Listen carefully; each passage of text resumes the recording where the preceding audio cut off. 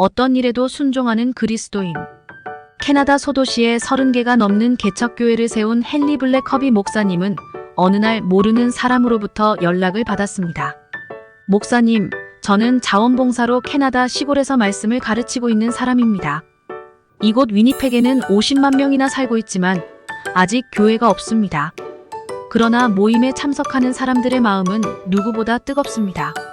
제가 사정이 생겨서 더 이상 이 모임에 갈 수가 없게 되었는데 혹시 목사님이 대신 맡아주실 수 있으십니까? 위니펙은 블랙커비 목사님의 교회로부터 무려 800km나 떨어진 곳이었습니다. 그러나 하나님이 주신 마음으로 연락을 했다라는 말에 목사님은 기도 끝에 결국 순종했습니다. 800km나 떨어진 곳에 매주 한 번씩 가서 말씀을 전하고 재정을 지원하는 일은 결코 쉽지 않았습니다. 그러나 그 시기와 그 순종은 분명한 하나님의 타이밍이었습니다. 위니펙에 세워진 교회는 이후 주변의 다른 도시들의 교회를 세우는 중요한 전진기지 역할을 했고 블랙커비 목사님의 아들이 목사 안수를 받고 첫 사역을 시작한 교회가 되기도 했습니다. 인간적인 생각으로는 하나님의 말씀에 결코 순종할 수 없을 때가 많습니다. 그러나 우리의 생각과 능력을 뛰어넘는 하나님의 계획이 분명히 있음을 믿고 기도함으로 주시는 마음에는 무슨 일이든 순종하십시오. 어떤 일이라도 하나님의 말씀에 순종하는 믿음에 대해 생각해 보겠습니다. 오늘의 말씀 이사야 1장 19절 20절 찬송가 354장 459장. 너희가 즐겨 순종하면 땅의 아름다운 소산을 먹을 것이요 너희가 거절하여 배반하면 칼에 삼켜지리라. 여호와의 입의 말씀이니라. 어떤 일을 맡길 때 불평하거나 싫어하는 내색을 하면 그 일을 맡기기 어려울 것입니다. 어떤 일이라도 그 일이 자기 일인 것처럼 순종하는 사람이 더 많은 일을 하게 될 것입니다. 어쩌면 세상 사람들은 일을 더하지 않기 위해 순종하지 않으려 할 수도 있을 것입니다.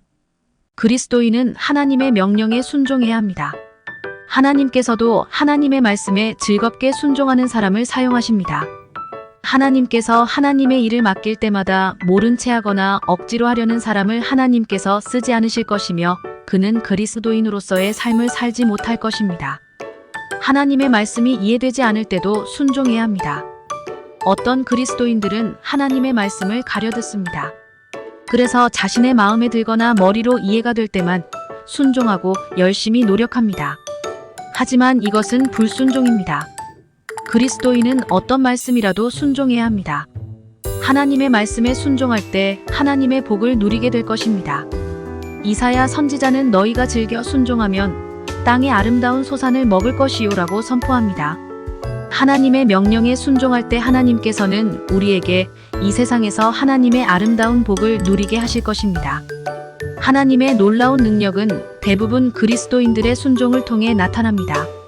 물론 하나님께서는 사람들이 상상할 수조차 없는 기적을 일으키시지만 대부분은 하나님의 사람들을 통해 일하십니다.